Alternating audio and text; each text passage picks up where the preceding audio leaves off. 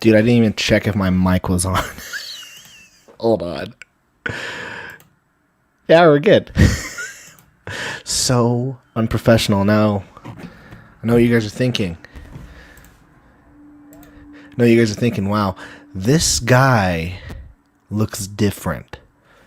I know what you guys are thinking. You guys are thinking this guy looks different. And you're absolutely right. I do look different. I've lost 1 pound.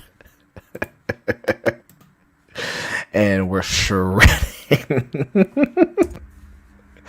And we're looking good. We're trying to look good for the camera. No. I shaved my head. I have a skin disease on my scalp, and I thought it was just a little patch, and it was just really bugging me. So I'm like, hey, I'm asking my wife, what do you think is going on? And well, she's like, let's just look at it. And she starts going, she goes, oh, this is not good. And I'm like, what do you mean? And so we just shaved the whole thing. So it is just red all over. So I need to go to a freaking head doctor. What are they freaking called? Dermatologist. I need to go to a dermatologist. Yeah, because I think I have psoriasis. So yeah, but we have a good show tonight, guys. We have a great show tonight. Okay, I want to real quick. What are we talking about? This is what we're talking about tonight. What are we talking about tonight? I have all the topics written down. Okay. This is what I posted on Facebook. I said, this is what we're talking about tonight. What did I learn from Ethan Van Sciver? Being on Ethan Van Sciver's show 3 years ago. I was on his show 3 years ago.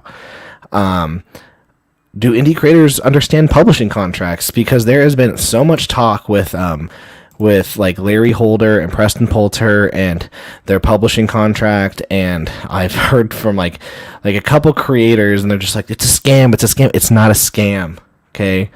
I'm not saying that their campaign is good, but the contract itself is not a scam. I hate when people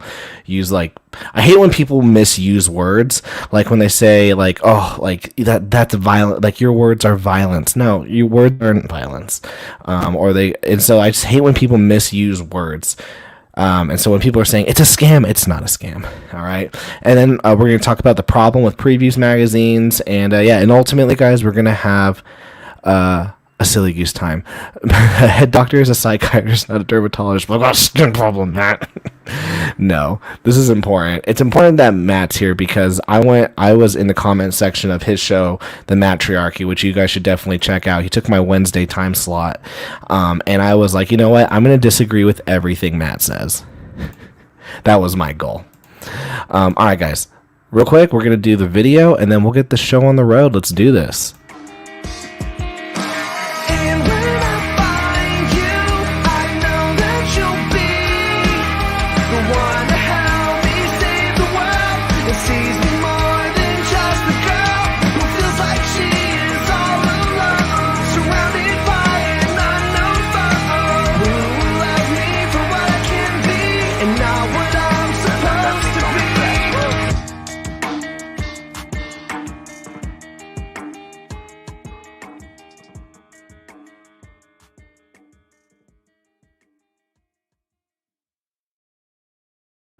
Perfect.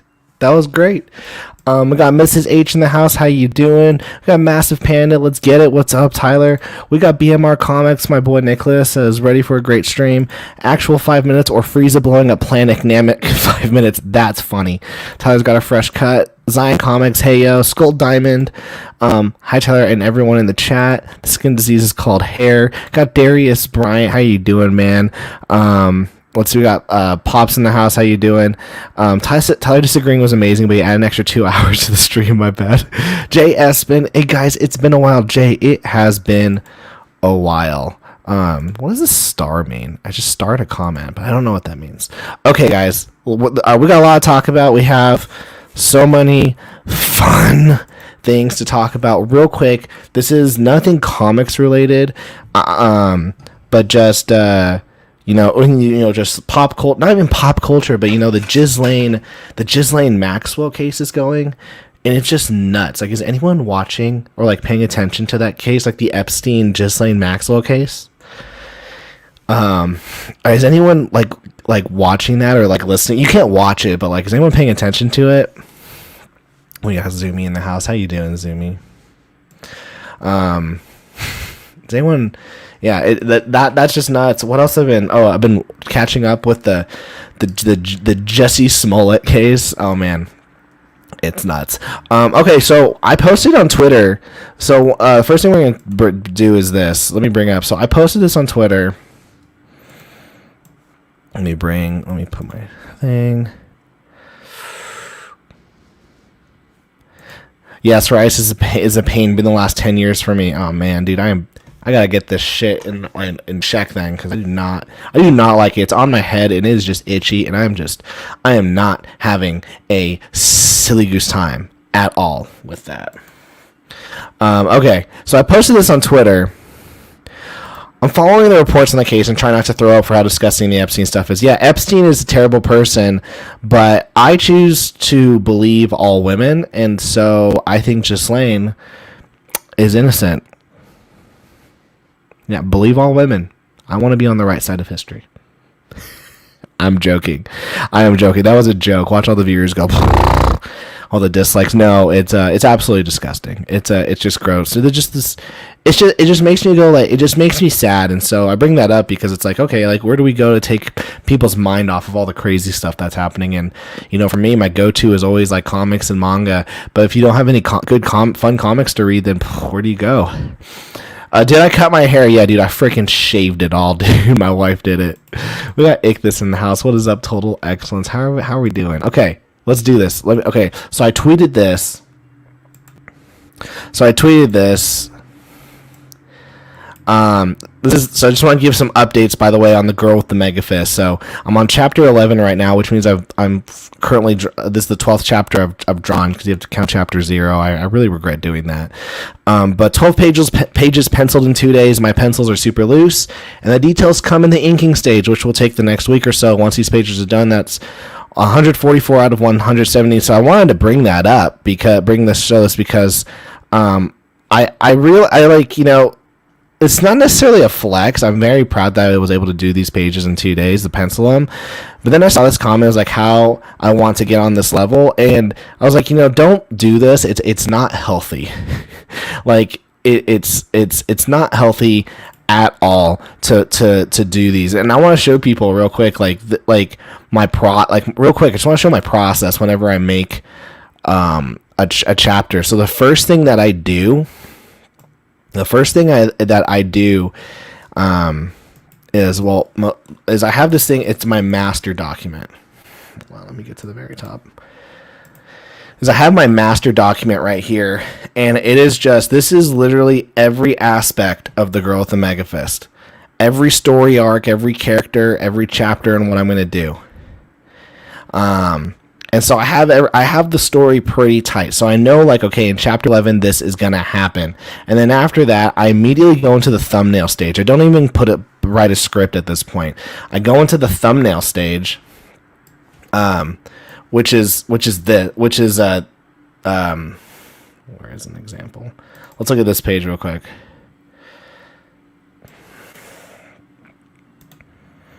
So I do the thumbnails. So I do the thumbnails, and this probably takes 30 to 40 minutes to do the entire chapter. And chapters only 10 to 12 pages, guys. So keep in mind, 10 to 12 pages. So I'll do the thumbnails for all 12 pages. After that, I look at my thumbnails, and then I start putting the script on top of my thumbnails. So I do the script second. And keep in mind that I already know the story. I know what's going on. And my script is just dialogue. Like, my script isn't like you see two characters walking. No, my script is just dialogue. And then once we're done with the thumbnails, we go, and these are my pencils. Like, very loose. Like, I didn't even finish this panel, so it's a bad example.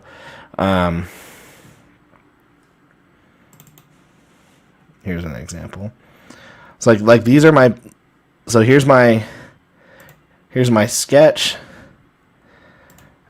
and then here's my pencils. So my pencils are still really loose, and then I'll ink over this, and that's how I'm able to do. That's how I'm able to do 12 pages every 2 weeks. Is I have a freaking system. But yeah, I'm super excited for this chapter. It's kind of boring. It's not boring. It's just one of those like political chapters where, you've got to, bring in the politics of the world. You have to, people are disagreeing and they're trying to make decisions. Oh, should we do this? Should we do that? Hey, I don't like you. Oh, I don't like that. Oh, you're in this faction. You're in this group. I'm in this. And it's all it is just world building. You get to see the different beliefs and cultures of these various people, and I'm just really excited to put this. This chapter out, which you can read early access right now on Patreon.com/drawandtalk. Link in the description. I'm also trying to figure out right now what cover to use. I'm trying to figure out what cover to use. I showed people this cover yesterday. Well, not yesterday, but last stream. This is like my cover that I'm going for. But then Bia Navarro sent me these colors back. I did some tweaking of them, but now I'm like, do I put this as the cover? What do you guys think? The purple or the red? The purple or the red? You guys, what do you guys think? Let me know in the comments. Scoldon, I like your process, Mr. Tyler. Thank you. I like my process too. And when people told me, "Oh, you can't do 12 pages," I was in 2 weeks and got my process down. Like if you can figure out your process, you'll be able to work a lot faster. Jesse Smollett did nothing right. That's hilarious. What happened to your long stallion hair, dude? Yeah, dude, I shaved that crap off, man. So my brothers are like, "Oh, you look like you just got out of prison."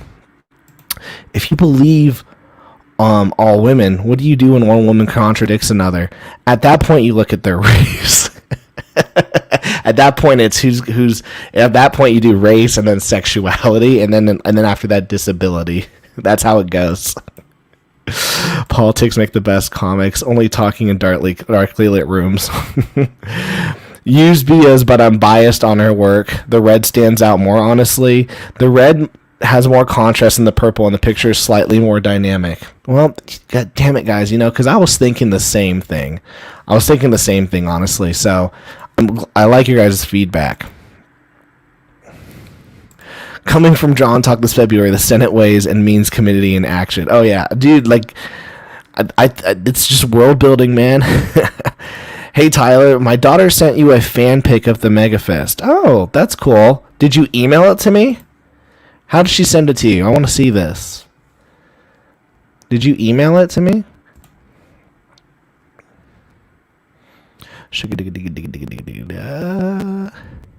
I'm not seeing anything, so you let me know how you sent it to me, and I'd love to see it, man. All right, let's talk, guys. Let's talk. I got beef. I've got beef with I've got beef, bruh. I got so much beef. I got beef that needs to be grilled. It says yes, you emailed it to me. Let me check my spam.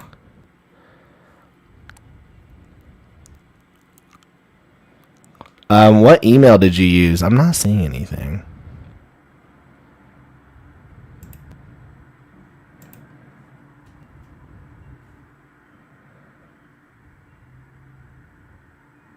Yeah, let me know, because I'm not seeing anything on my email. Does Eve irritate the bowels? Oh, you know it, man. You know it. Okay, let's do this. Let's talk about Ethan Van Sciver. I know people want to hear that. Let's talk about Ethan Van Sciver. Let's talk about this dude. Oh, I think I have a picture of him. Perfect. I was prepared this morning. All right. Chefs 2 grill the beef. I know, man. This is why intersectionality is antithetical to justice. Whatever. Believe all women. I'm just gonna use that joke all day. Okay. This is Ethan Van Sciver. You might know him.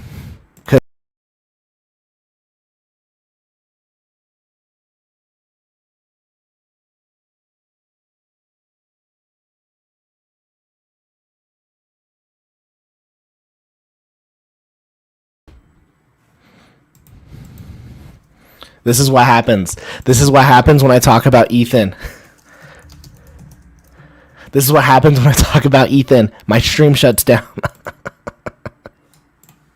Oh my gosh. I was like, what the frick? Okay. Let's go back. Because we will not be dismayed. Alright. Alright. Let's talk about Ethan Van Sciver. I was on Ethan's show once. I'm back. I'm back, guys. Don't worry. Don't worry. I'm back.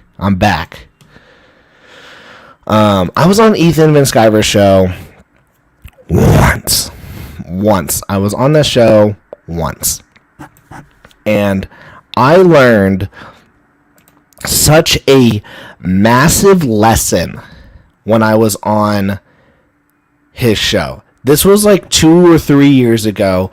This was when Comic Skate was like emerging. Ethan became like the big channel, the biggest channel. You had people like Doug TenNapel still in there, and Mike Miller, and John Malin. So he had all these, these established pros like interacting and mingling. And then you had these like up and comers coming in. So you had like, what's up, Matt? I copied your haircut. Then you had these up and comers coming out, and you had like Nasser, and then Nasser became like, he was on the show, and then he came out with like Starlight, and then Brutus, and those were 5-figure campaigns. And then you had Narwhal, and then Narwhal, was doing 5-figure campaigns, because they would get on these people's shows, and then they would pump them up. And, this would happen with a bunch of indie creators at that time. And, and then what happened, you got these dum-dums. You had people like Critias and whatnot, and they would, he had a bunch of other creators, Critias, who's the Conquest guy? I fucking hate that dude. James Dean. Then they had these guys, and they did their campaigns. They get 5 figures. They stole the money. Anyways, I'm just trying to lay down the history. So anyways, it was kind of like a big deal if you could get, and keep in mind, this was like, Comic Skate was still like a new thing, and there wasn't it was kind of just like, oh, you were just like this indie, if you were just indie, you were just there. And like, I remember, at the very beginning, I had done my first Kickstarter, Demons Volume 1, and like my second day, Doug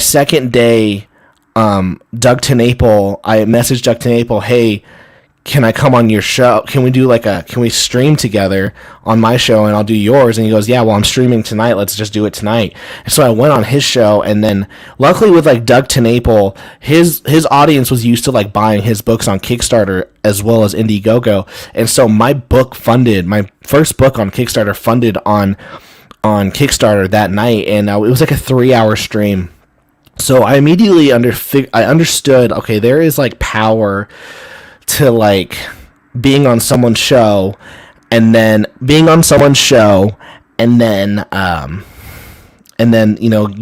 having their influence come in. You look good, Tyler. Thank you, man. Thank you. Real quick, guys, in the chat, keep telling me though, purple cover or red cover? Purple cover or red cover? Okay, just let me know in the comments. Purple cover or red cover? So far, most people are saying red. Let's keep going. So I understand this. Now I've now fulfilled my first Kickstarter. I didn't have a lot of backers, but we funded with like $1,700. So now I'm in my second Kickstarter. Then I did Demons Volume 2 and I put it on Indiegogo. Not smart. As in, like, I should have done it on Kickstarter and then Indiegogo. But anyways, I ditched Kickstarter and I went to Indiegogo because I was like, that's where the heat is right now. Everyone's on Indiegogo. Red. Massive Panda says purple. I like purple too. But everyone's saying red. And I like red too. Anywho. So I'm on Indiegogo, and, you know, I get on, you know, and, like, at the time, Nasser was really popular, and he had a lot of slay, and then Nasser and I became friends, and so then, freaking, you know, I'm on his show, and you're just doing all these people's shows. You would just be on these people's shows. But I remember one night, then I remember one night, Ethan is like, hey, I want to bring on 3 indie creators. To come on my show. We're going to pump their books. And I was like, it's got to be me. But it had to be voted by the community. And so I'm just like, oh my gosh. Okay, what do I do? And so I put my name out there, and then I had people like Narwhal. Narwhal's like, yo, you got to get Tyler on. And I had Nasser, yo, you got Tyler on. So I had all these people. Well, he fucking messaged the 2 other people. And then and he goes, okay, these are the results. And it was like this person, and then Tyler. And I was like, oh, I'm going to get on. And he never sent me the link. And I was just like, that was my shot. And that night I watched these nobodies go from like $100 in their campaign to like $15,000, and I just went, and you know what?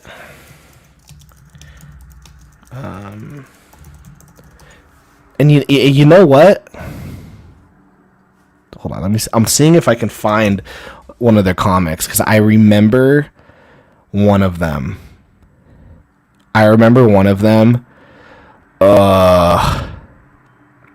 It was a teddy bear, and it was black and white, and they were going to do like an Indiegogo for like volume 1 and 2. I don't know. Does anyone remember that? I'm trying to Google it. Anyways, I'm just not able to find it. Anywho, I watched that person's campaign just go, and I was just like, gosh, like, I just wanted to be on that show, like, so bad. What's going on? I just joined, yo. We're talking about my experience being on EVS's show one time. So I'm just like, gosh, I totally just missed it. Like, I just missed my shot, and I was like really, really, I was really bummed. But then, no, it wasn't Unstitched. It wasn't. The Good Night. There we go.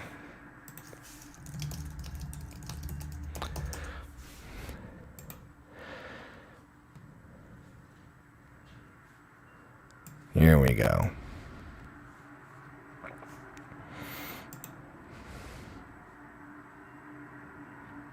Look at this. They didn't. I don't look. Got my books. Thanks. Got my books. Okay, so people get their books. Okay, so like looks like people got their books. Okay, that's good. Let's see. Did they ever do any more campaigns?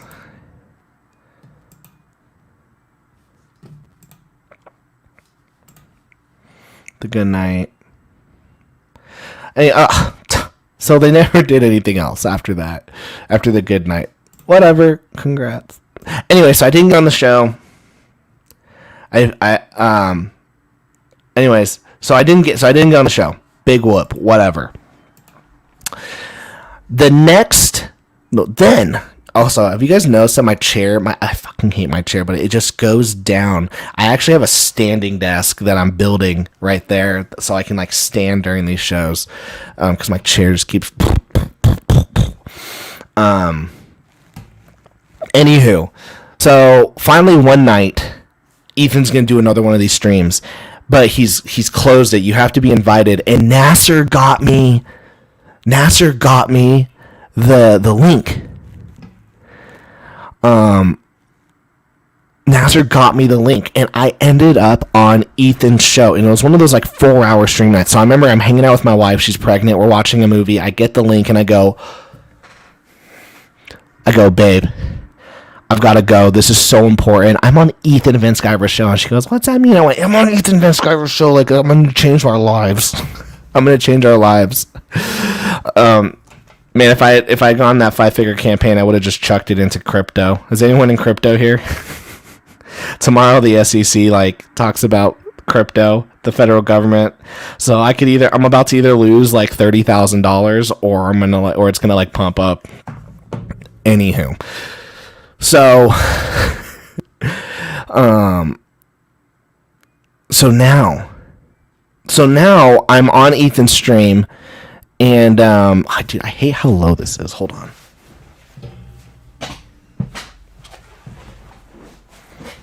All right.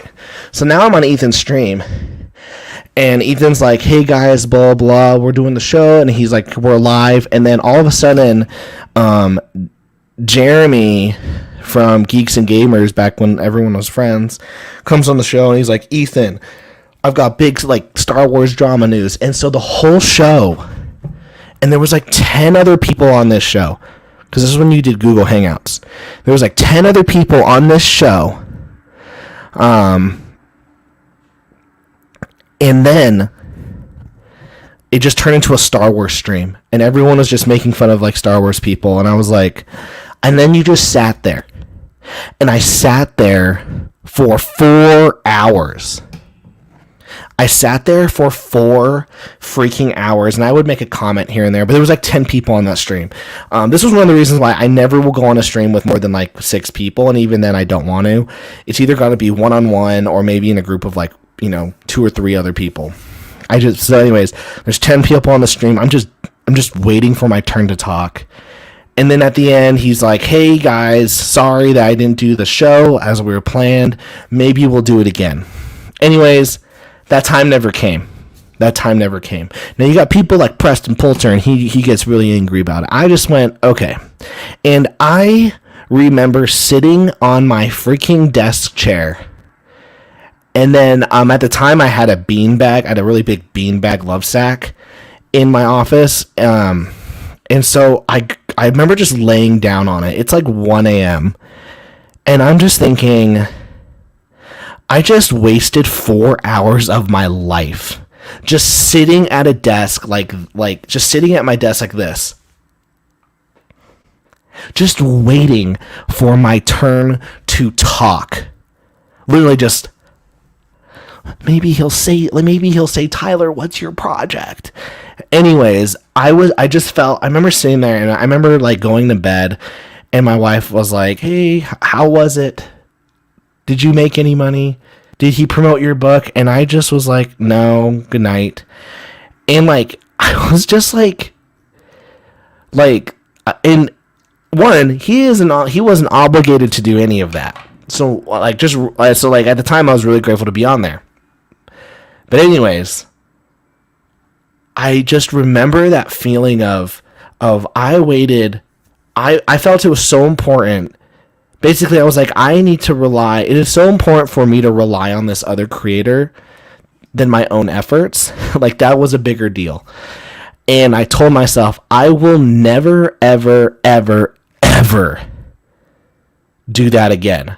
Meaning, I will never feel like I will never make it a priority to rely on other people's marketing and promotion for my own stuff. Like, I was like, I am never, ever, ever. Like, I still think it's good to go on people's shows and to collaborate and to do podcasts together. And I still think that's a good idea. But don't rely on it, because I've gotten messages from people and they go, oh, can you promote my book? Can I come on your show? And, we'll do the show and we'll promote your book. But like, and then like, if I tell someone, no, I don't want to do this, I've like those messages back when creators go, oh, like, how come you don't have time for me? Blah, blah, blah. I think indie creators should help each other out. And I'm like, whoa, chill out. This is ridiculous. And so what I learned from being on this show was don't ever rely on another creator to market your stuff. You got to do that yourself. You know, you got to figure that out yourself. Now, this isn't a stream about Ethan. It's not a show. It's not a show about, we're not going to talk about his practices or his comics. We're not going to do any of that. You think he's a cool guy? That's awesome. You think he's a piece of shit? That's fine as well. The point is, though, is never ever rely on another person's audience to market your comic. And I think that was a big thing. That was why, like, you had people like Preston Poulter who got really pissed off that Ethan didn't allow him on his show. He was like, oh, I like, you know, I like, you're like the man, dude. And then people would be like, oh, if I suck dick, I can get on Ethan's show. And then they realize when they, you know, suck dick, then they didn't get on the show. They're like, how come I didn't get on the show? I suck dick. And I go, just because you suck dick doesn't mean you get on the show. They go, well, I just suck dick. Sorry. Whoa. The following is rated R. I'm paying for some comic production with crypto. Dude, nice. Yeah, dude, I got like 30 grand in crypto, and I swear if it crashes, I just have to go to my wife and go, like, I'm effed. So I'm just hoping. I'm hoping that, you know, we go to the moon. I need it to go to the moon. Because if it crashes down, your boy's effed. Your boy's effed. I think Ethan would love this stream. He doesn't want dependency either. Yeah, I don't think, you know, creators like Ethan, they don't, at the end of the day, you always want you to benefit. And you always want you to be the one, you know, you want your efforts to be what's getting rewarded. And so I remember someone messaged me and was like, oh, dude, like, can I come on your show? I want to, like, you know, have your audience buy my book. And I was like, 1, my audience ain't big. 2, no. 3, I'm struggling. Yeah, it was just like, I was like, don't like, and here's the thing, it's like, okay, what do I get in return? Nothing. You know, a lot of the people that I used to have on the show, I don't talk to them anymore because they don't talk to me. It's sad. I mean, if you want to be indie, you kind of got to be indie. Oh, exactly. What on earth? I have like $250, man. Yeah, I've got like a lot of money in crypto. I have like 30 grand in crypto, and I'm just like, please work out. Do your own thing by yourself. Exactly. Okay, a lot of people have been saying the red, but people like the purple pose, and I like the purple pose too.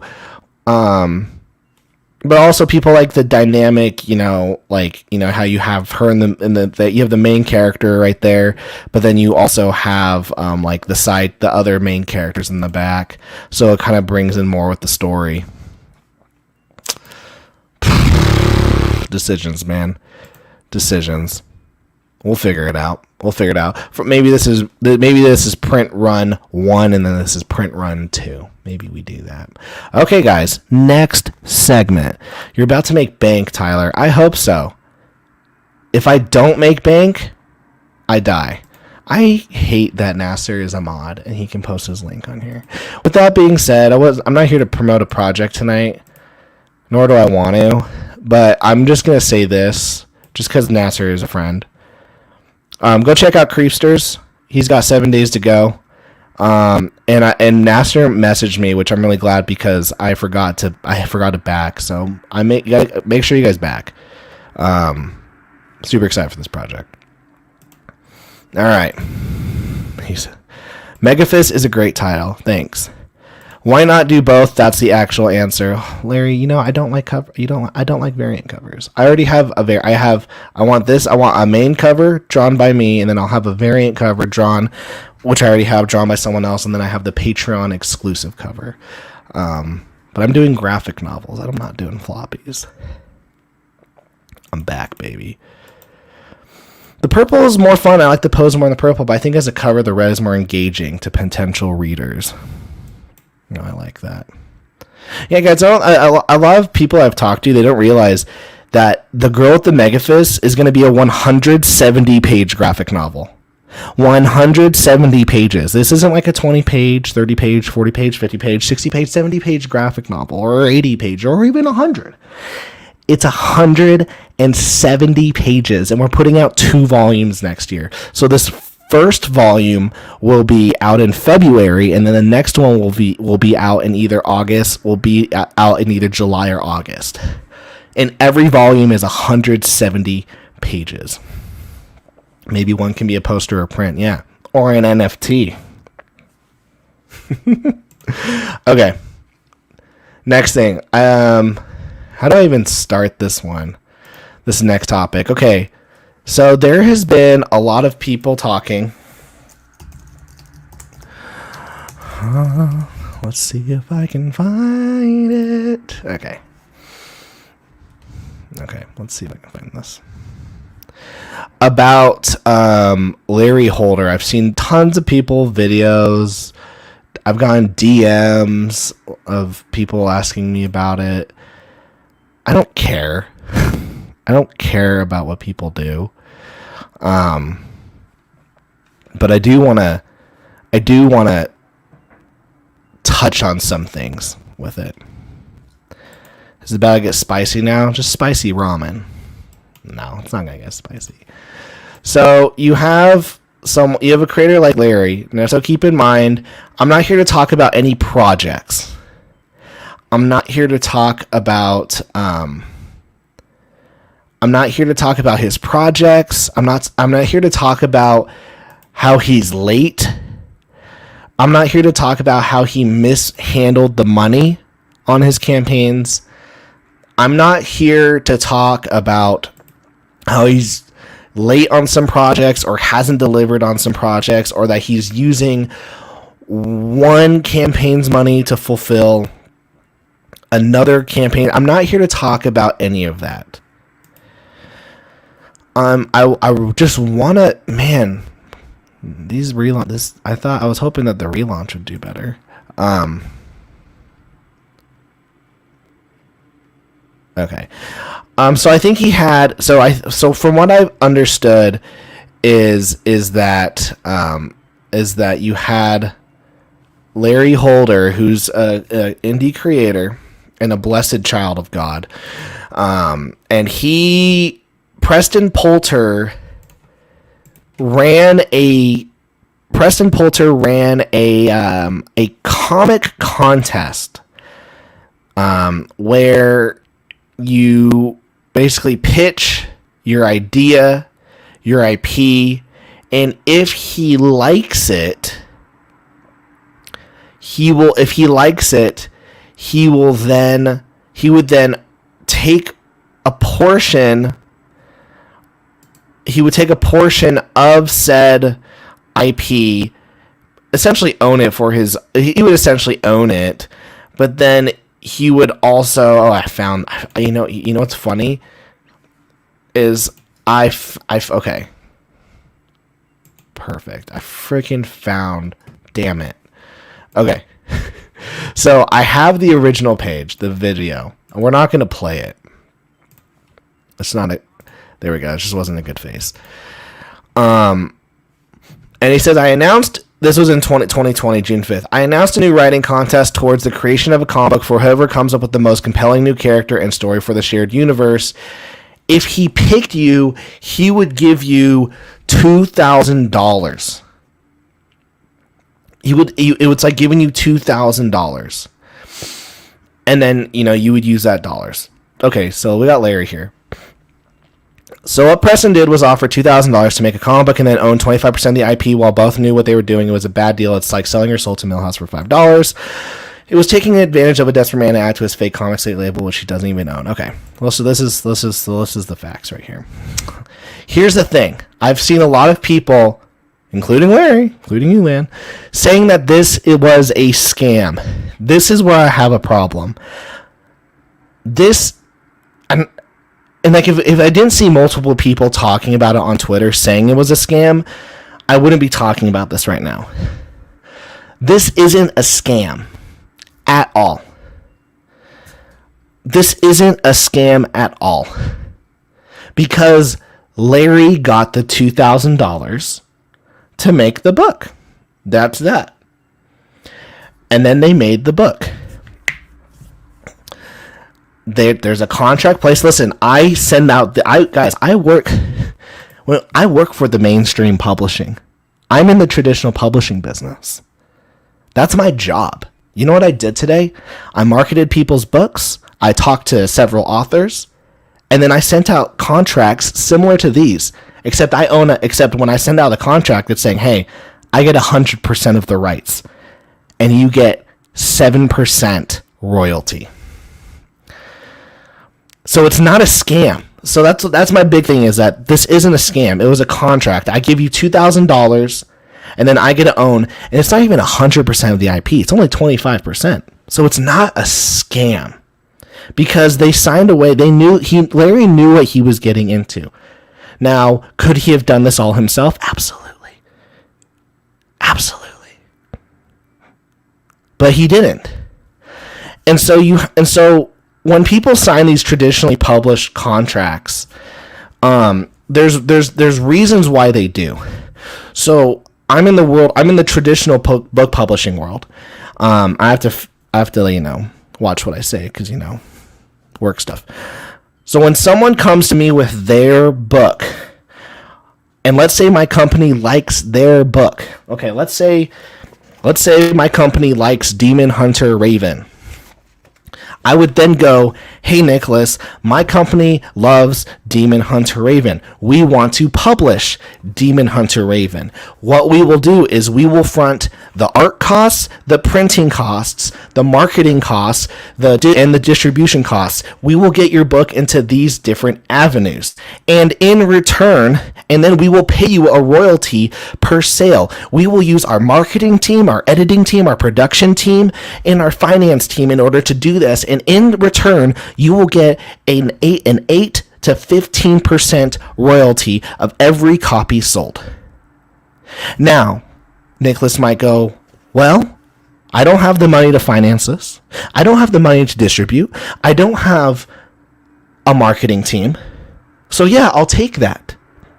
And so that's not a scam because he gets it. Now, however, with that being said, he only gets 5% of the sale most likely. So if I sell the book for $100, he's only getting $5.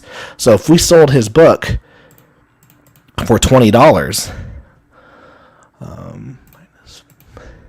then his royalty is only $1. So for every book that I sell for him, traditionally published, he gets $1. Whereas if he were to do it himself, he takes up all the costs. He would get all of that sale. So whenever you sign these contracts with a company, you are inevitably you are sacrificing something. You are sacrificing something. And what that something is money. You will always be sacrificing money. What are you sacrificing it for? Convenience.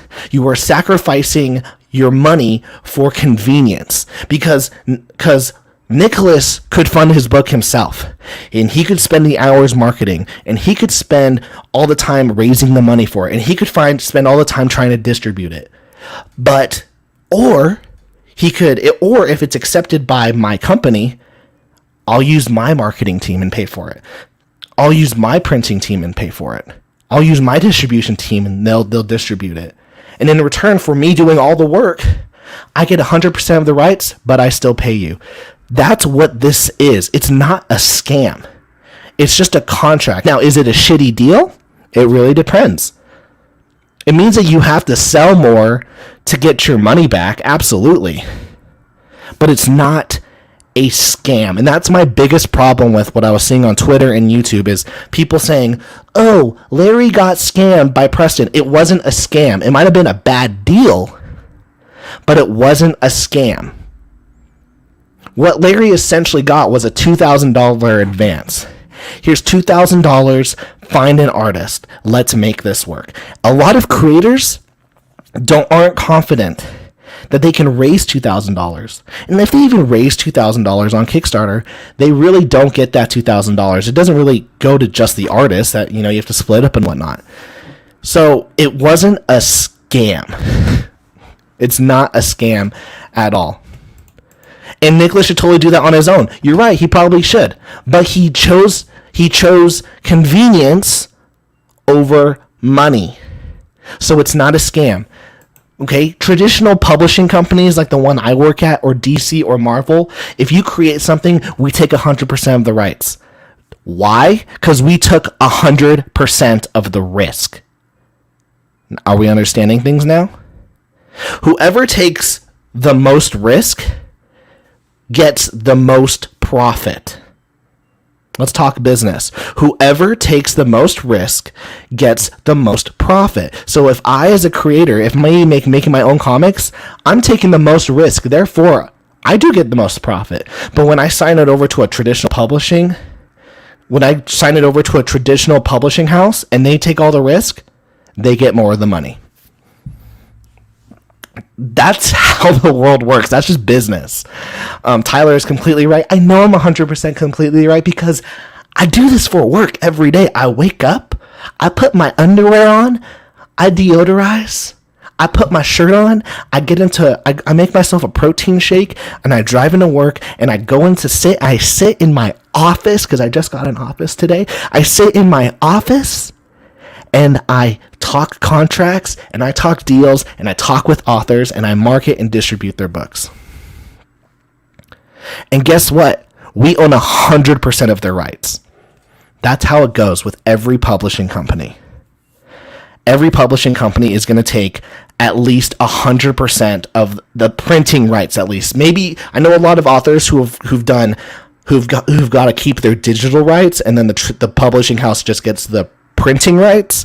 But still, for the majority of this, publishers will take 100% of the rights. That's how it works, because like I said, whoever takes the most risk gets the most reward. It's not a scam. I feel like people don't understand how contracts work. Let me just catch my breath. Do I need to put my glasses on? Well, you see. Okay, all right. Okay, it's not a scam. Creators, that's not a scam. This is a fair point. I sold the rights for my books for a bag of Cheetos. Siegel and Schuster were paid $400. Superman, again, all legal, total scam. Well, that's the thing, though. That's how IP contracts work. You sign a contract, and then it happens. Like you sign away your rights. So I just want to say hi. I hope everyone's doing well. How you doing, SP Comics? Even if that contract isn't a scam, I'm not sure I'd advise accepting that particular deal. Oh, absolutely. I would say that I wouldn't take that deal. That deal is a bad deal. 100%.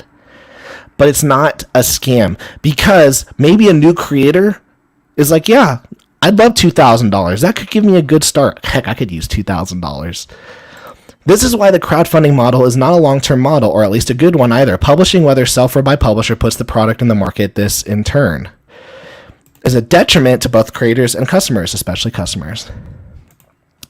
A bad deal is a scam. Again, a deal can be illegal and take advantage of someone. It's not about the $2,000. It's about taking 25% of the ownership. He also runs campaigns, and Larry is now stuck under this false Comicsgate label. It's just that one IP, though.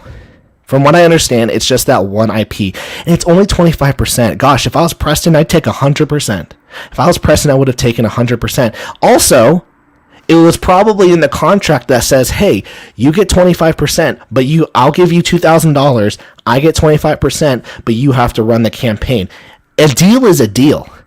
Whether it's a bad deal or not, if you say it, people are big kids. Guys, y'all are adults. You wake up every morning, you're an adult. Okay, a deal is a deal. Oh my gosh, now I have all these comments. Thanks everyone for watching. Remember to smash that like button and subscribe. Real quick as well, while I get to these comments, purple cover or red cover? I'm thinking more people are swaying me to the red cover now. But purple cover or red cover. This is The Girl with the Megafist, Volume 1, 170-page graphic novel coming out in February. All right, let me get to these freaking comments.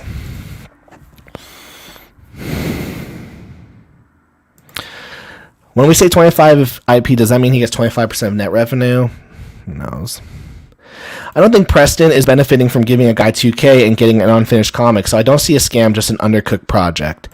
If he becomes a movie, Preston gets that. If there's merch, he gets that. If there's a game, he gets that. All for Pathetic 2000. Dude, like I said, that's a scam flat out. Stop fucking saying the word scam. It's not a scam. It's business. Okay? Like I said, if you go with these deals, you are sacrificing money for convenience. What was the convenience? It was the $2,000 that he didn't have that he was able to get.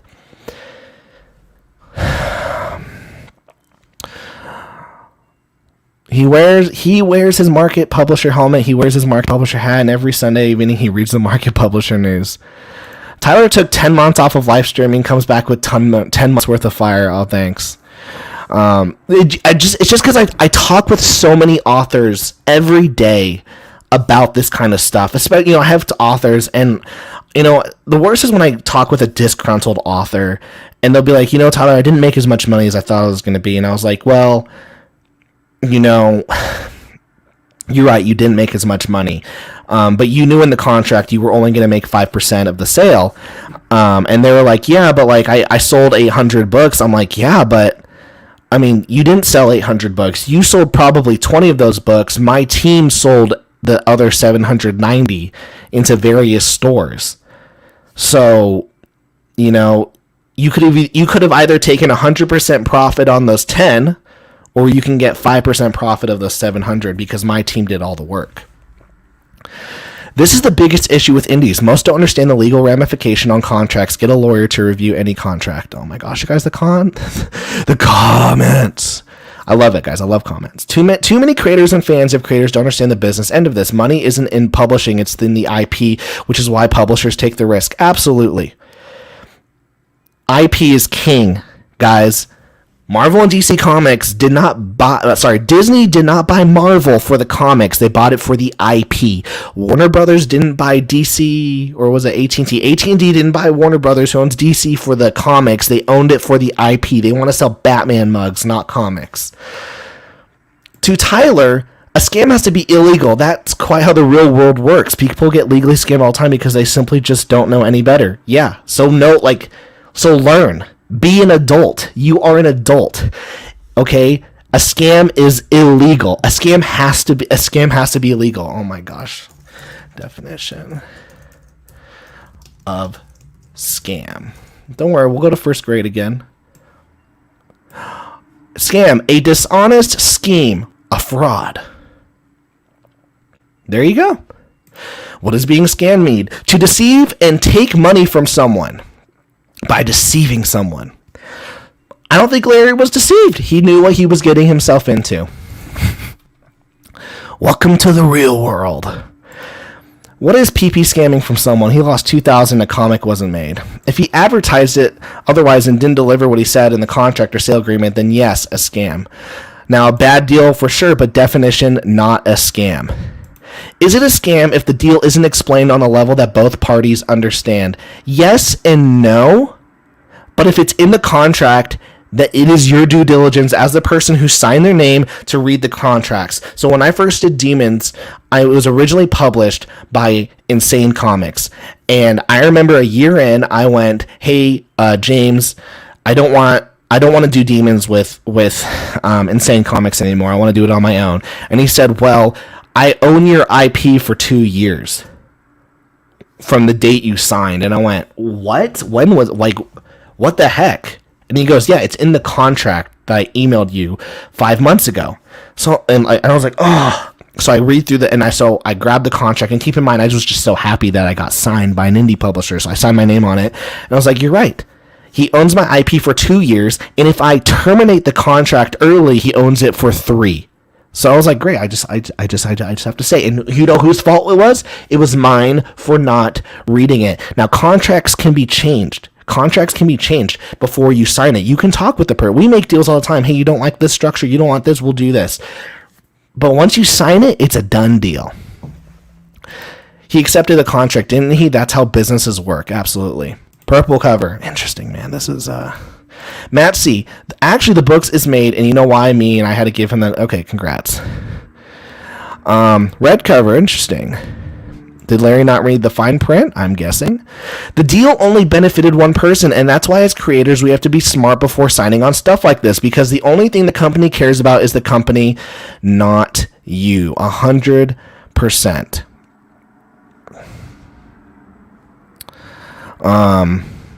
Both covers. Red is the action cover. The purple is the personal cover. What does that part of the story say? Action or personal story? Oh, there we go. Get technical if you like. We all know that's a scam. I got the high ground here, Anakin. Some of us got an education here, Larry. It's not a scam. It's not like you like.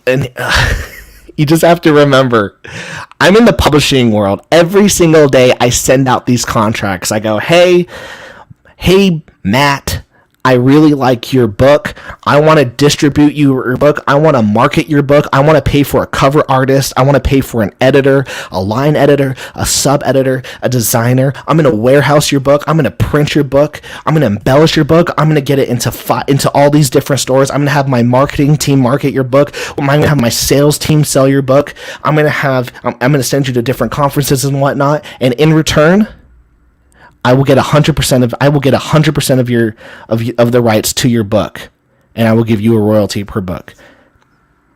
The person who takes the most risk gets the biggest reward. And in that deal that I just said, the person who takes the most risk is the publisher. Therefore, the publisher gets the most money. Now, if Matt wants to do this all himself, do it. Get the most money. But you're going to be working a lot harder. So you remember, what are you trading? Convenience over money. Whoever takes the most risk gets the most reward. It is not a scam. It is just business. Was it a bad deal? Yes. But Larry and everyone else here in this chat is a big kid. We are all adults. Read your freaking contracts and go, can I do this myself? And if I can't, that's blah. Tyler, there are lots of contracts designed to scam people made every single day. Not legal ones. Most businesses specialize in scamming people each and every day. So, Larry, do you think that what I do is a scam? Larry, let me know. Does what I do a scam? When I send Larry, I want you to answer this. When I send an author a contract that says, hey, I want your book, I'm going to do the marketing, sales, distribution, printing, and storage of your book, and in return, I want 100% of the rights, I'm going to pay you a royalty for every sale. Is that a scam? Is that a scam? Because if so, let me know. And I'll be sipping my freaking Gatorade in my new office. I can tell you from personal experience with the publisher, you will lose every time unless you read the contract. We got our contract reviewed and we still lost out with our publisher. Oh, what's up, Nandor? You go, Tyler. Happy to see you streaming again. Speaking of contracts, everyone here needs to watch the Neil Gaiman versus Todd McFarlane lawsuit videos over on Cartoonist Kayfabe. Lots of contract talk. I'm a big kid now. We all wear pull-ups. I don't see what Preston Poulter did wrong here, and other than not make his 2,000 back. 100%. Preston did nothing wrong here. To me, that's a scam. To me, a scam is being ripped off, period, end of story. Well then, Larry, some of us live in the adult world. That's how contracts are made. End of story. That's how it is. That is this. You want me to tell you something? Do you know why Robert Downey Jr. made so much money on the Endgame? Because he said... No, sorry. I think this happened with Robert Downey Jr., but I know it happened for Leonardo DiCaprio. Normally, an actor, when they do a movie, they're saying, hey, here's your $100,000 for the movie, and then once that movie's out, you're done, and you sign all these things. But Leonardo DiCaprio said this, actually, pay me less. I'll want $50,000 instead of $100,000, but I want 1%. I want 2% of every sale. And that's how we got rich off of Inception. Guys, making me hyperventilate. I'm talking about... Oh, shit. This is sick. Zion Comics. I just got this. I'll have to pull this up. Hold on. That's sick. Let me read these contracts. So contracts are made to legally rip off people. Contracts are made not to legally rip off people. Contracts are made to benefit each party. There we go. Clip that. Contracts are made to benefit each party. Whoever takes the most risk gets the most reward. So if you self-publish like you do, Larry, you do all the work. Therefore, you get the most, because you take on all the risk, you get the most reward. But if you were to work, but a lot of these publishing companies, they offer you convenience, and in return, they offer you a royalty. And that's just how it works. So while Tyler argues the legal aspects, I argue the moral aspects of it. Huge difference. Yo, listen, I go to church every week, and I go, it's all good. And I let big kids make big kid decisions. It's not morally wrong. It's not. If you want people to own 100% of their... If you want people to own 100% of their work, make a company that does that. But companies need IP. Companies need to own IP. Okay, now there are some companies who can say, okay, we'll only own part of this IP, 10%, 20%, or maybe we'll do what we call it consignment, where we'll just split the profits. You probably do that with Niobe, with Antarctic Press, but Antarctic Press also owns 100% of IP, of certain IPs. I get the royalty and ownership. 100% of my IP is still being published on the shelf, and no one owns my IP but me. You know, certain companies do that. Most companies don't. So while Tyler argues, okay, I already read that. Contracts are made for a binding agreement that both parties will deliver on what they agree to. Why is this so hard to understand? That's why some people go to court. Exactly, dude. This shit would go to Judge Judy, and Judge Judy would go, Preston, Larry, please leave. Everyone else, you dumb. Now, morally, who does it benefit? If you don't fight for good cuts and value in the contract, that's your fault, and you shouldn't sign it. There must be more to the situation that I know. Was the comic creator promised more than $2,000 and didn't get it? No. The Preston was like, hey, Larry, I'll give you $2,000, but I own 25% of your IP. The $2,000 was essentially a startup cost. Hey, here's $2,000 to help you make a comic. And then, Larry mishandled the funds, blah, blah. We're not talking about what Larry did or his campaign or all the misuse. We're just talking about Preston and the deal. And my biggest thing is I hate the word scam, because I hate it when words are misused and misinterpreted or said in the wrong way. Guys, I do this every single day. I go to work every single day. I talk with authors. Okay, I talk about their sales. I talk about their marketing. I talk about the rights that I own. Well, the company that I work for, I own. But still, that's just how it works. So do you think Siegel and Schuster were scammed out of Superman because their families would disagree with you? I think... I'm going to not answer because I don't understand all of that. But this is what I will say. Because I don't understand all of that. I don't understand of it. So I'm not going to talk about something that I don't know. But this is something that I believe in. Okay, here we go. This is from my favorite comic book. Where is it? Okay. I don't know if you guys if you've ever read Matt Fraction's Hawkeye. Okay. So this was the movie this is the Hawkeye poster. Okay? And then, this is the marketing. They've got the arrow and whatnot. What does this look like? Definitely looks like this. I think they took inspiration from Matt Fraction and David Aja's Hawkeye. So they've taken so many elements from this. Personally, I believe that they should have been paid more. I think Matt Fraction and David Aja, especially David Aja, should have been paid more for this. However, they work for a corporation that they don't own. David Aja and Matt Fraction, they do not own Hawkeye IP. Anything that they do, Marvel owns, and they can do with it. Now, is it a shitty deal? Absolutely. Do I wish that David Aja and Matt Fraction got paid for, Disney, reusing their designs and whatnot for their show? Absolutely. I honestly believe, I wish that they got paid more for this. But they don't. Because they don't own the IP.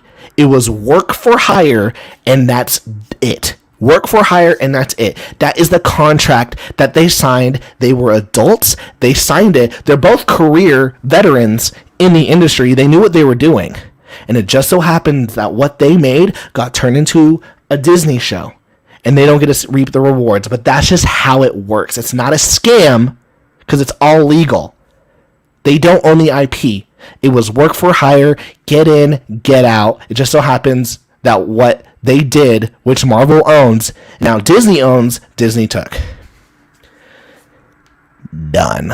You won't answer because I know I'm right. Larry, are you fucking retarded? I said I don't answer because I don't know the Superman. I don't know the leak out. I don't know. I've never looked into it because I don't care about the Siegel and Schuster thing. Gosh, I swear, you do not have a good ear for anything. I don't know. I have to look. I'd have to research the Superman thing because I don't know it. I honestly don't know it.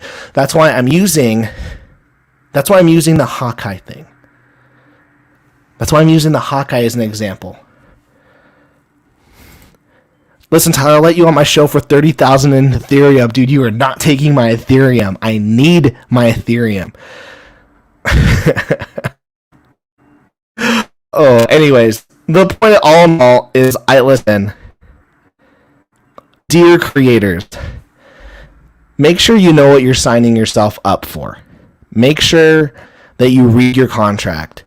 Make sure, once again, I don't know anything about these stories. I've never done research into them.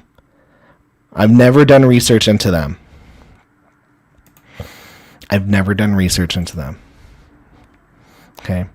I just know that they probably were unfairly made. But once again, and for all I know, it's just like what's going on right here, where Matt Fraction, okay, it could be something like, Ed Brubaker. Ed Brubaker invented Winter Soldier. He doesn't see any money from the movies or the other comics that use it. He doesn't see any money from Captain America 1, 2, and 3.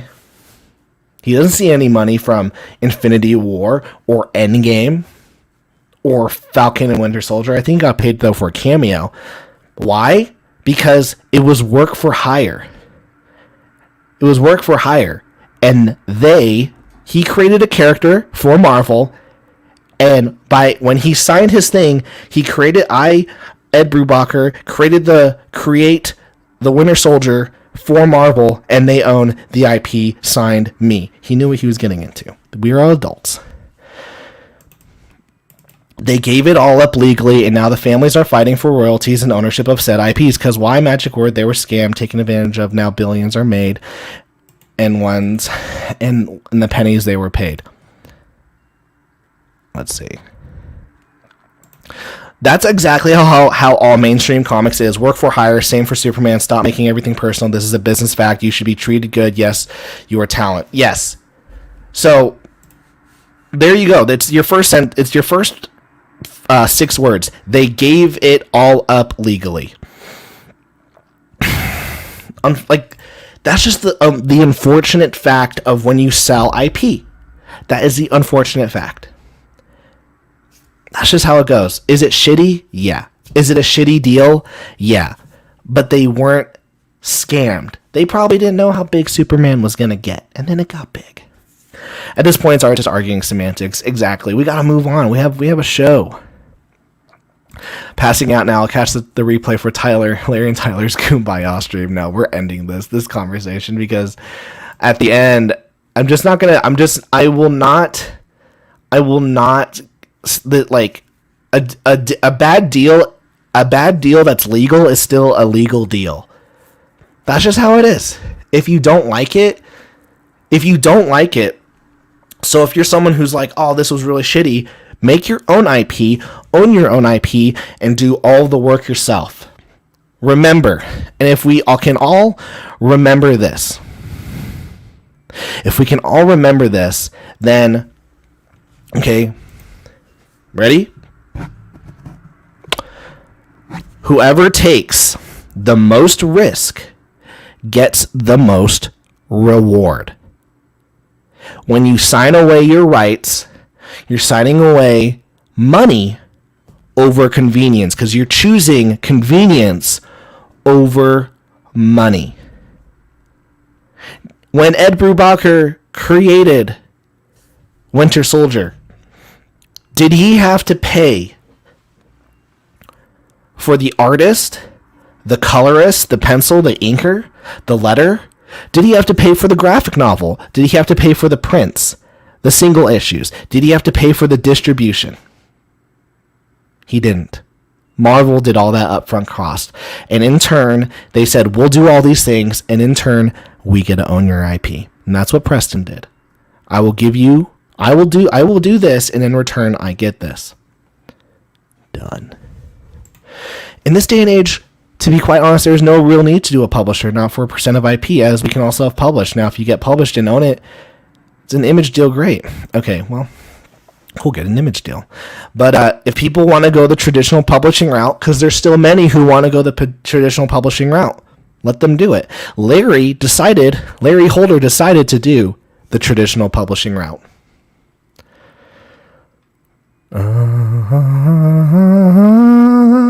All right.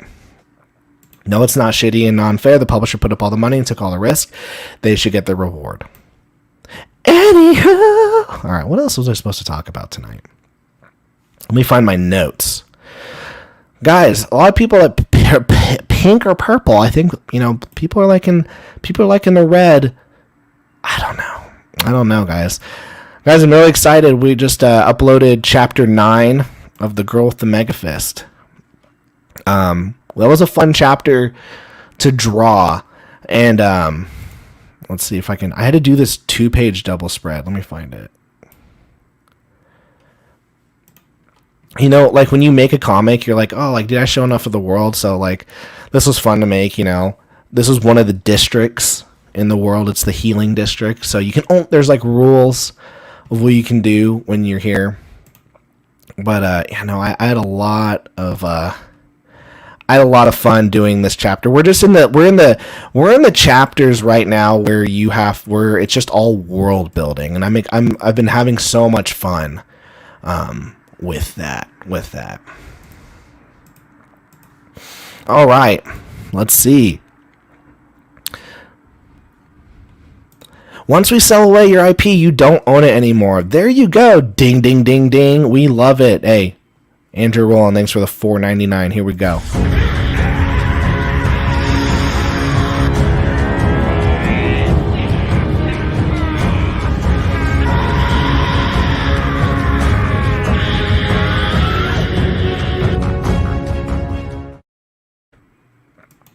All right. Red with a splash of purple. Red for print, purple for NFT. Sell 5 NFT comics for $20. No, dude, you gotta sell them for I can't do math. So it'd be like it'd be like 0.1 ether. So I think that's 1% ether. Hold on, let's see how much that would cost. Let's see, Ethereum right now is 4,300 minus 1%. Okay, so I could sell it for like $43. That's like the lowest you can go. That's the lowest you can go in terms of selling an NFT. But then you have to pay for the gas fees.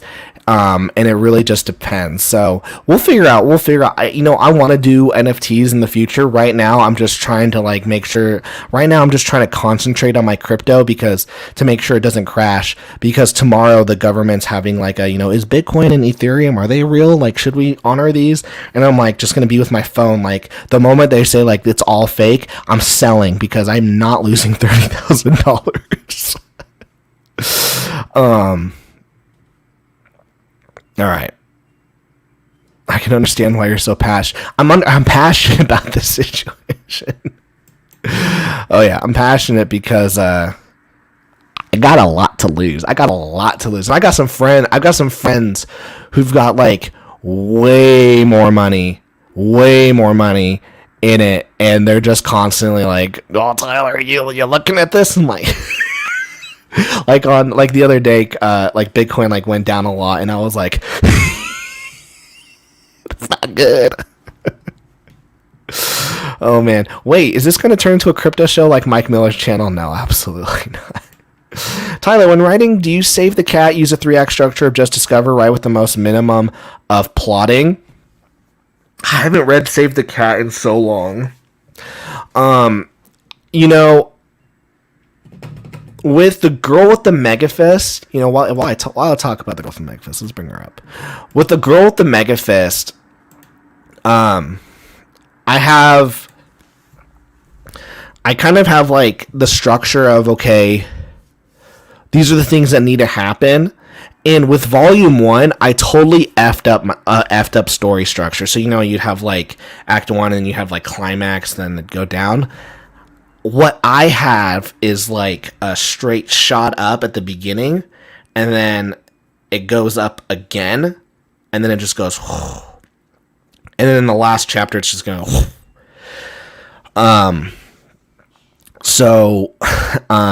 so my structure, and that I don't like that I did that structure. No, the structure that I normally do is actually it's like 6 or 8 points. Oh my gosh, let me pull it up real quick. This is a great video to check out. It's AK8. So it's right here. It's called Dan Harmon's Story Circle: 8 Proven Steps to Better Stories. And he used it, and there are a lot of people that talk about it. This is a great video because he uses The Dark Knight, which is a popular, which is a movie that everyone knows. And when you understand this circle, you go, oh my gosh, like this is awesome. And so this is what I typically do with all my stories is this. It just so happened when I did the first volume of The Girl with the Megafist, because I release a new chapter every 2 weeks, it kind of has a slice of life feel. I don't know. Those of you who are Patreon members who are caught up with the series, who have read multiple episodes, I've been told it's kind of like a slice of life where it's like, oh, what's going to happen in the next episode? What's going to happen in the next episode? And so for this particular arc, it was just so janky, and I realized that halfway through. I was like, oh my gosh, like my story structure is so bad. But when I do it again, it'll go back to this eight story structure. I don't know. You know what though? I try to use this. Let me tell you something. At the end of the day, I'm just trying to have a silly goose time. And so I'm just thinking, okay, what do I do to push the plot forward? And so I try to break up my arcs into like various moments. So for example, the very first 3 episodes were about Eliana, Dante, and Angeal, and they're fighting this big demon monster called the Behemoth in this training simulation. And so there was just a ton of action, but the goal was just to introduce these characters in a fun way and to show their different character dynamics and relationships. The next part was then I slowed down for 2 chapters and we were able to take a breather. So I call these filler episodes, but these filler episodes are essentially just, okay, let's learn more about the characters, let's learn more about the world, let's learn about the relationships. So I'll do that for 2 chapters, and after that we bumped it back up to the action. And we did a 36-page fight scene. we did a 36-page fight scene, and then after that, now we're kind of back in this lull area. Where the next 4 chapters are just filler. But when I say filler, it's world building, it's character relationships, it's it's like different events and whatnot. So for example, one of the chapters that I just finished drawing two days ago, it's a filler episode. It's just Eliana, Angeal, and Dante hanging out. It doesn't necessarily push the story forward, but there is a beginning, middle, and end. The beginning is Eliana, Dante, and Angeal chilling. Then Angeal challenges Dante to something. They then do the thing. There's a clear, and then so that's the climax, is them doing it, and then there is a conclusion to the event of who won.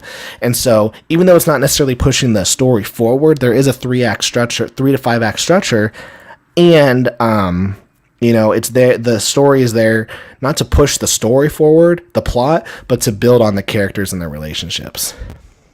Jeez. Honestly, this whole debate reminded me why I ultimately chose indie comics over the mainstream. Even if it isn't a scam, it's still a bad deal. The indies have let me down way less than the big 2. Yes. Yeah. At the end of the day, it is okay to sacrifice your IP at some point. It's okay to sacrifice your IP at some point. If you ever want to get super big, eventually you'll have to, at some point, compromise your IP. If you're lucky, you won't have to. If you're lucky, you won't have to. But sometimes to get ahead, it might mean losing that particular IP. But you know what's great about IP? You make a new one. And that's the beauty of it, is that you can make a new one, a new IP. But sometimes someone might go, hey, someone might give you a stellar deal. If Marvel Comics were to right now say, hey, we want you to create a character for us, and it's going to be a 12-issue series, would I do it? Absolutely. Absolutely, I would do it. And I would be okay not owning that character. And so the sacrifice, what do I sacrifice? I sacrifice me owning that IP and potential money. But what do I gain is I can put Marvel on my resume. And maybe it gets me maybe it brings me a step closer. I have Ethan Van Sciver here. What the heck? This is nuts. What's happening? I'm watching the story about Jeremy Griggs wrecking the stream you were on. That sucks so bad. I have Ethan Van Sciver on here. That's nuts. What? Look at this, guys. We have Ethan Van Sciver on the show. How are you doing, Ethan? It did suck so bad. But I learned, Ethan, if you're watching this right now, Ethan, I learned from that stream that I never want to rely on someone like you or any other creator to do my marketing. I will do the marketing myself. I will create content. I will build my own fan base. I don't want to rely on other people to be successful. That's what I learned from that. It was a good lesson. It was a good lesson in my honest opinion, and it made me go, okay, I need to get better at marketing and creating content. So thank you for that 4-hour stream where I didn't get to talk about anything. What is happening? What an interesting night. What an interesting night. No.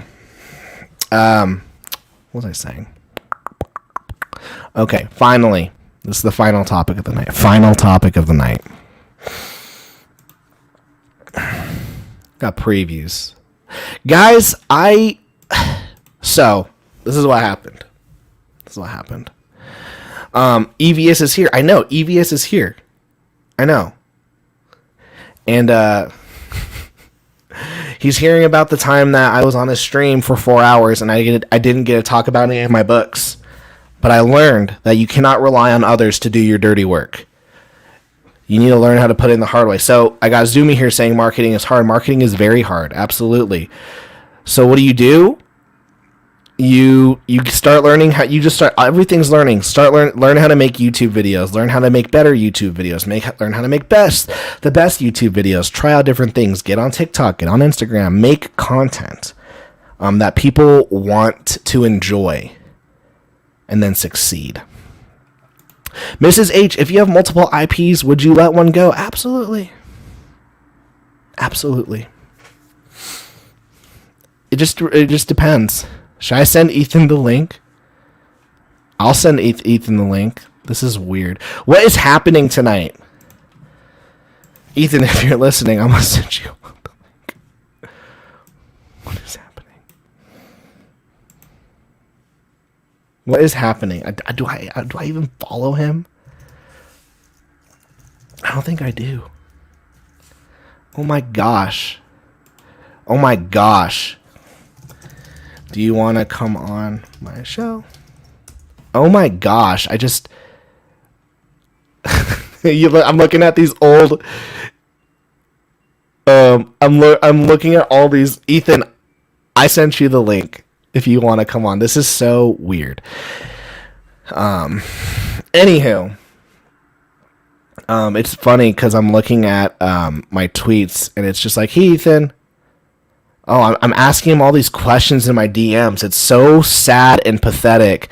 These are from 2018 and 2019.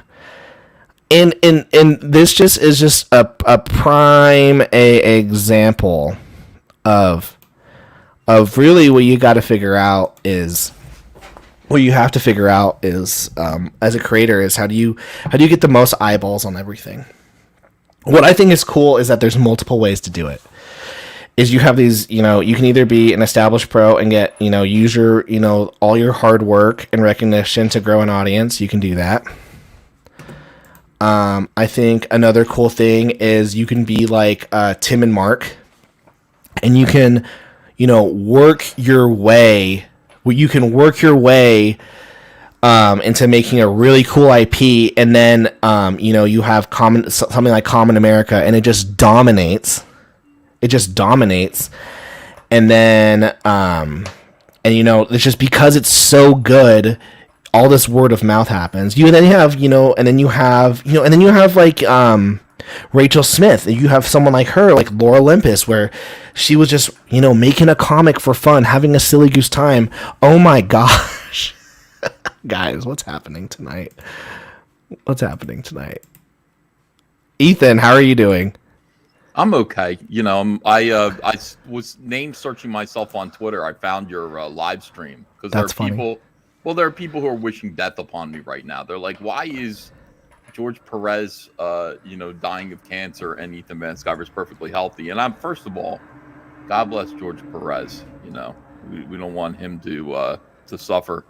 But who said I'm healthy? Look at me. What are they talking about? What do you mean perfectly healthy? You could get on a treadmill. Yeah, I mean, well, so could you, Tyler. I could. I need to. But I mean, this is the thing.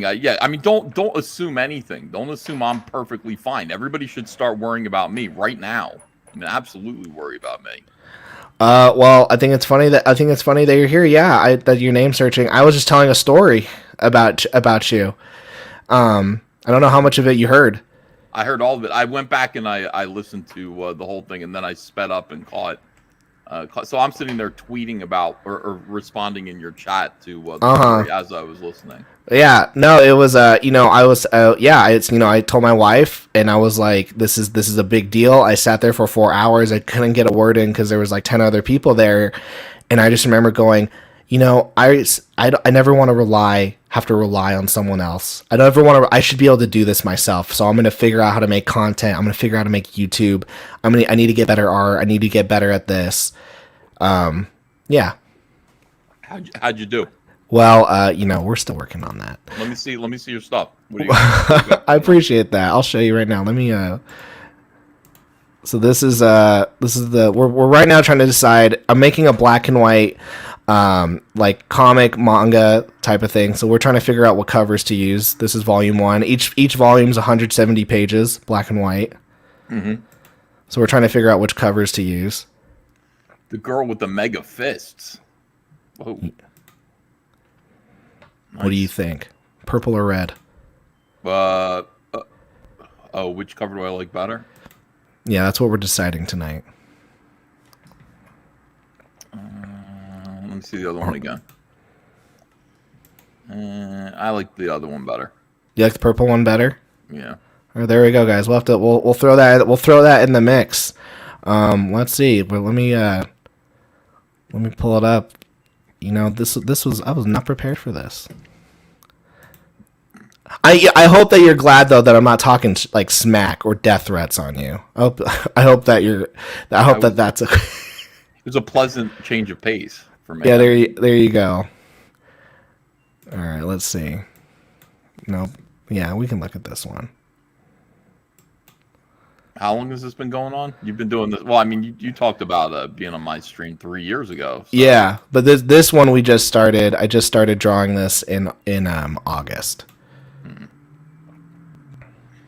So I release 12 pages every 2 weeks, and then we'll have 170-page graphic novels every two of them a year.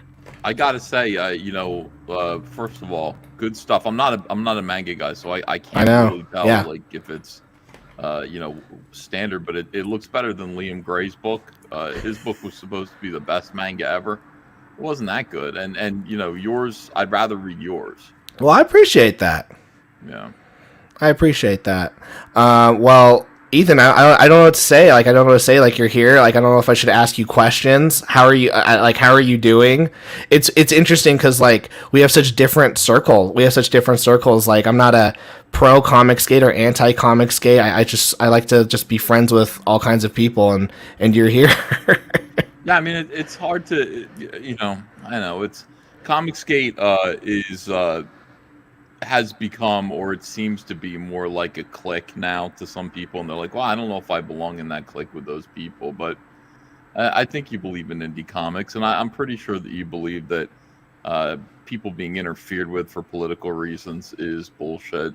Oh, I do. I remember one thing that happened. So I was a journalism major, and I wrote something. I wrote a piece in the newspaper, and all the other newspapers in my area read about it, called up my school, and they were like, have this kid lose his scholarship and get kicked out. So I lost my full ride scholarship, and I had to go to all these committees. I finally got my scholarship back, but it was like 2 semesters later. That sucks. Because it was just like, it was like this hit piece. They're like, oh, get rid of this guy. So yeah, I understand. I'm very, and then they're like, do you want a career in journalism? And I was like, yeah, no. Well, what do you? We're gonna end the show soon, but what do you got going on? I know you have a lot going. I have a question, Ethan. Yeah. How come you don't do just like publishing? Why don't you just be a publisher, like a Howard Stern / publisher? Like, why do you feel like you need to draw all your books? Oh. Besides the fact that your quality is up there, but I feel like you could produce more books if you weren't drawing them. I know. Yeah, a lot of people say that, but I'm not here to produce more books. I'm here to produce my books. I'm not here to I think I've said it a bunch of times, and I say it kind of with a snarky tone and everything, and people might think I'm being sarcastic or something, but there are too many comic books out there. There just are. I'm not here to add to the multitude of comics that exist, because 90% of them are terrible. I'm here to just do my very best comics. I already contributed to terrible comics. I did that for 25 years. At DC and at Marvel. So at this point, in my old age, and I'm like 48. I think I'm gonna be 48 this year. Old man.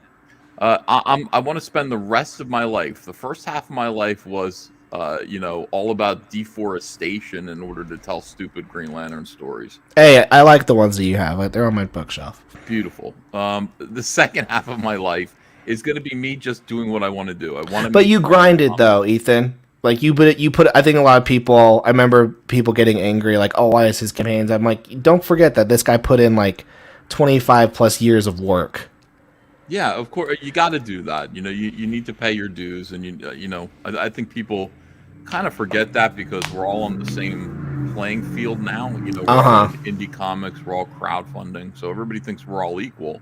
But I mean, I have a show called Comicsgate Kings, and it's only former professionals who have worked in comics in the mainstream for more than a decade. Some of us 3 decades, and those guys deserve a little bit more respect and a little bit more. Um, I don't know. They should be listened to a little bit more. If you got Graham Nolan on the show, he needs to be listened to. He needs to be heard, and his comics need to be promoted. You get aged out in this business. For sure. Yeah, because I'm someone who's like I wish Ethan's books didn't take so long. I'm someone who's like, man, put out. But then I always have to go. I understand Ethan's point where he doesn't want. He's at the stage in his career where you can take a year or so and work on your 160-page book. I hear people say that, and I think people are misunderstanding me. The work that I'm doing now, I'm going to be selling for the rest of my life. So I'm not worried about doing a lot of it. I'm worried about it being correct. I'm worried about it being the best that it can be. I want Cyberfrog to be the thing that I do forever, and I want these books to stay in print and find new audiences for as long as I live. So here's the first installment. It's called Blood Honey. People wanted all the other stuff in print. We reprinted all that stuff. It took a good year and a half to make sure everything was printable. We put out Warts and All, the Unforgettable Tales books. Moving forward, it's like, the next installment, Wreck Planet, almost finished. It's going to come out.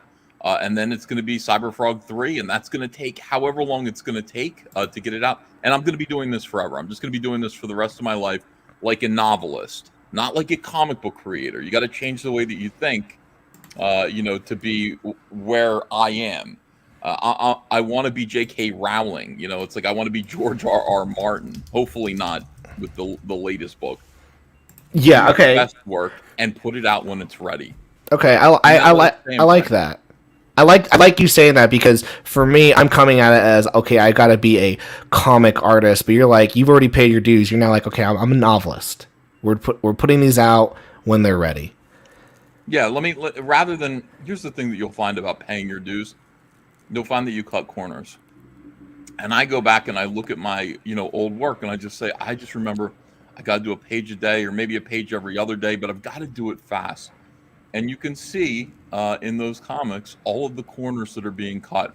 I can't even look at mainstream comics anymore because I know these guys are just doing work 2 pages a day, a page a day. And is it worth it? Is it worthwhile? I mean, I guess it's great for the writer to get their story told, but as somebody who wants to draw and create fine art, I don't. It's not worth it for me. That's not what I want to do anymore. For sure. I just want to do my best work now. And fortunately, I'm being paid well enough that I can do it. Mm-hmm. People are investing enough in me and in my projects that I can take my time and make sure that the work is actually worthwhile. It's the best that it can be. You might not like my stuff. You might think I suck. That's cool. That's your opinion. But if you like my stuff, if you're a fan of my stuff, what you're going to get from Cyberfrog is me at my very most premium, my best. And that's what I want to do. I don't want to do anything I'm dissatisfied with ever again. Again. And at the end of the day, it's your readers that are the most important. Yeah. It's my supporters and people who want to come on board. Again, just remember, Blood Honey has been in print forever. It right now at this point, it's sold almost 30,000 copies at $25 a piece. It is as big as a Batman graphic novel, a Batman trade paperback. The sales are equivalent to that. It's an incredible event. Cyberpunk 2 has to be better. Just has to be better than that. Okay, gotcha. I got 2 questions for you if you have time.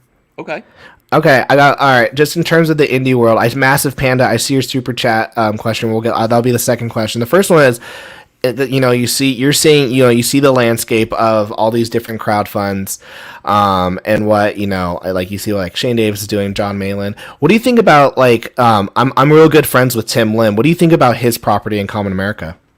Well, initially Tim Lim was doing a lot of Trump books. We had some static between the two of us. I think I said I don't believe. I saw Comicsgate early on as being a movement against politics in comics, against divisive politics in comics. And I really wanted conservative comic book professionals who had been blacklisted or no longer had access to the industry to get out there and do properties that could stand on their own. And obviously, if you're doing Trump Space Force, Trump is the Hulk. He's the Incredible Trolk. It's not going to be funny, and people aren't going to want to read that when he's out of office. So these are temporary comics. It seems like a waste of time. And he had Chuck Dixon all wrapped up in that. He was working with Chuck. I wanted Chuck to come over here and create another character like Bane. Mm-hmm. So he and I had a fight about that. We, a lot of bad will was exchanged between the two of us from the very start. And then I think it just proceeded to get worse from there. But besides all that, though, what do you think about like what they're doing now with like Common America and whatnot? Yeah, I'm getting to that. To me, it's like my whole thing was stop doing Trump books and start doing something that could actually stand on its own. And so, lo and behold, when you see him do something that's like, hey, here's a Wonder Woman / Supergirl character done in a manga style, which is extremely popular right now. I'm going to bang out these books. I'm going to utilize webtoons and all of the platforms that he uses. He starts to see more success, and that's right. That's exactly right. So it's not for me. It looks like it's just not for me. I've told him that. I said his book is gay because I mean, I can't. It's imagine. Good. I have them all right here. Every book they've ever made. Yeah, so they're good. But I can appreciate you not liking those because you shouldn't be forced. No one should be forced to like. Well, no, I mean this is the thing. People should be able to do whatever they want to do. Shane Davis did a cat book and everyone called it gay. They said, "Who is this for?" It looks like it's for 10-year-old girls. So it's like, yeah, maybe, but it was actually good, And so it's like, that stuff's not for me. It's a little twee, but it's for somebody, and it's doing really well. It's finding an audience, and that's what we want to see. Awesome. Final question. I hope we were talking about this today. Don't know much about this Preston Poulter. Can EVX explain why anyone would sell their IP to Preston for $2,000? Do you know anything about this story? No. So Preston Poulter did a contest where he said, I will give an indie creator $2,000 and it will help them like kind of kickstart, here's upfront costs. You can go find an artist for this $2,000. And in return, I get 25% of your IP and it goes under my Comicsgate label. And then the discussion today was, is it a scam or just a bad deal? And so that's what we were talking about. So I think what Massive Panda is asking is, why would anyone sell your IP to Preston for $2,000? Well, I think the last two words of your question are the answer. For $2,000. That's why. And maybe that's what you feel it's worth, and that's what you want to sell. Look, I wouldn't sell Cyberfrog for anything, for any amount of money. But maybe I'll create Shithead Man and sell it to Preston for $2,000, and that's what it would be worth. And at that point, he owns it, but it's not a scam because it's a contract, right? Yeah, he can take it and he can put himself into it, and it can be a self-insert book. And I would definitely have created that character for him.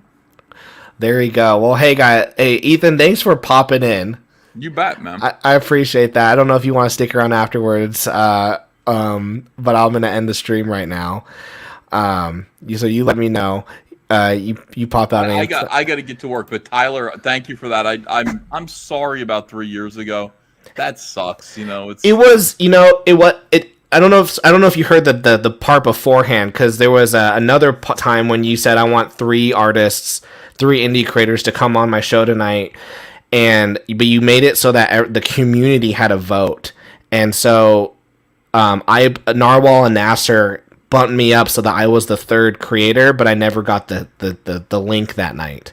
So you grabbed the other 2 people, and so really, like, those experiences, they didn't hurt, because all it made me at the end of the day go was like, you know what, I can't rely on someone like Ethan. He's done his due diligence. I need to do mine. Maybe that means get better at writing, get better at drawing, figure out marketing, but I got to do it at myself. So those weren't bad experiences for me. They were good experiences. Yeah. I'm glad you learned. Some people don't learn from that, and they get very, very angry. Which is what it's just like Preston. I saw him at the same time, like getting pissed off at you, and I'm like, well, just do it yourself. No one's obligated. Right. Yeah. So I appreciate it. My pleasure. Thanks, Tyler. And no problem. Guys, what the frick? That is nuts. Guys, we just had what a stream. What a stream. What a stream. Interesting. You know what's funny though is I didn't want to like press him because that guy's busy. I have where is gosh, my standing desk crap is everywhere. Oh, is it right here? No. Frick. I wanted to disagree with him actually. But I didn't want to take up his time. I like those Trump books. They were really funny. I just read Walmart the other day by Tim Lim and Mark Pilgrini. So funny. I get it though. People don't like it. Wow, what an interesting night. It was not a payday. It was $2,000 for him to publish it. Well, hey, Ethan said it was a deal. Deal's a deal.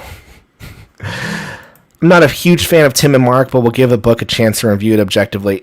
Guys, I love Tim and Mark's work.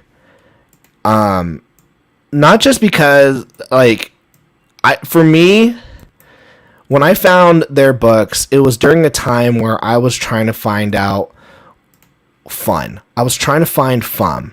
I was trying to get back into comics and have fun. And I was like, I'm not seeing any indie books that I'm finding fun.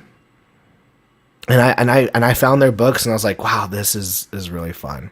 That was nuts. I'm really glad I had that. That's crazy that Ethan came on here, and it's kind of sad that he's like, oh, who's this channel and is he talking shit? No. I just had an experience, and I learned that I can't rely on other people. I've got to learn it myself. Guys, I'm constantly trying to figure out this shit. And what sucks is when you're trying to learn stuff, you're also trying to, you have to, I have to put out this book.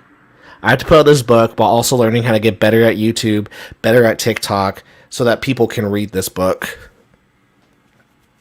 So it's interesting. It's interesting, Well, that turned into an interesting stream. Absolutely. I still want a common American anime. Absolutely. You're famous. Too bad I only caught the last of the show. I was going to unsub from this channel. Glad I didn't. I'm glad you didn't too. His opinion on the Trump books was based on publishing point of view. If you're a publisher, would you take that much risk with a niche book? What's funny is my company published a Trump book, and we had the biggest discussions about it. And we were like, this is either going to help us or it's just going to be a waste of our time. And this was when we were hoping he was going to get reelected. Anyways, published it. He didn't get reelected. It was still one of our best books that year. Sometimes you're just riding the wave, the hype wave. Things are trending. Things trend. So sometimes it's good to ride the trend. And then, when it dies, you move on to something else. I would like to know more about the synopsis of your story sometime. Dude, I will freaking read it to you right now, son. Hold on. Here we go. Is this it? I will read it to you right now. Ready? In the world of the girl with the mega fist, the mega and the almighty gods choose one male and one female every 10 years to protect Earth. In our story, we follow Eliana, a young girl chosen to wield the mega fists, along with Dante and Angel, two twin brothers who have been chosen by the almighty gods. Eliana must train and become powerful enough in order to fight against the dark forces known as the Sons of Baal, but must also choose which of the two brothers she will bring down to Earth with her. Will she choose the brother who is the strongest or the one who has her heart? Our story is an ongoing series. The first 4 volumes are of their training. So the first 2 volumes are showing the last parts of Eliana, Dante, and Angel training. The third volume will be Angeal and Dante proving themselves to Eliana, and then the fourth volume, Eliana will choose between Angeal and Dante and which one she's taking to Earth, and then volumes 5 to 14, if we ever get there, but volumes 5 onward are about Eliana and whoever she chose, and about their stint on Earth, protecting Earth from the Sons of Baal and different villains. And there's all these other things going on at the same time that they've got to deal with. So right now we're kind of in the training time, but then after volume 4, we'll get to their stint on Earth. Will she have an alternate form? I cannot say that right now. Would you ever consider putting your books on something like Medibang for international audiences? I don't know anything about Medibang, so potentially. I saw something pretty cool that Mr. Ty shared on his Patreon, Sketch of Future Stuff. Oh, I totally forgot I did that. Yes, you know.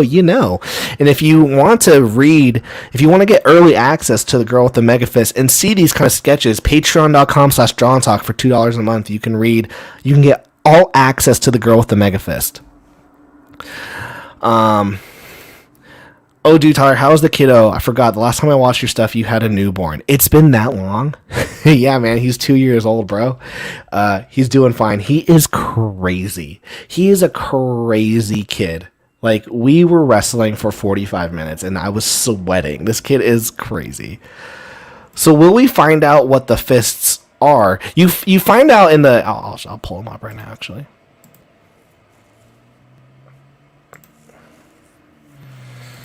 So in chapter 0, so this is what it looks like when you get early access. You can read the comics. So these are the gods. Oh, let's just prove it. Here we go. So I always have like a little journal entry. But right here we have the mega gods on the left, and we have we have the almighty gods on the left, and we have the mega gods on the right.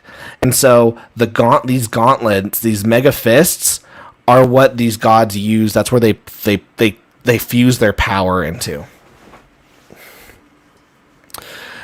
And so, the almighty gods, we talk about how they like channel their energy. They channel their energy through their body, whereas the mega gods, they channel their energy through these fists. And then this is Baal, the demon god Baal, and he has enslaved all these shapeshifters known as the Sons of Baal. And so the Sons of Baal, they just are trying to destroy Earth. They just try to destroy Earth. And so the mighty gods and the mighty gods and the mega gods always send a couple, a male and a female. And it alternates between male and female and who gets the fist. Like right here, here's a male and he has the mega fist. It alternates, and they protect Earth. And then once their 10-year stint is done, so they spend 20 years training, and then they spend 10 years on Earth. And once their 10-year stint is done, they go into be with the gods in a place called Elysium. So this is where they train. It's called the Sanctuary, and there's a population of people who the gods have created, and that's where they live, in the Sanctuary. And so every 10 years there's the ritual of who's going to be the candidate. It's always one boy and it's always one girl. And for the mega gods it was Eliana. But then when it's time, they say, "Thank you, Decidian, your daughter will do wonders for this world and the people of Earth." Which brings us to the faction of the Almighty. Please present your son to us. Now, obviously, it's a son because the mega gods chose a girl. She says, "Yes, I will, but one must understand that gods have done something not even we could have imagined." And then, you find out that's 2 twin brothers. And so, Eliana will have to choose at some point, is it Dante or is it Angeal that she brings down?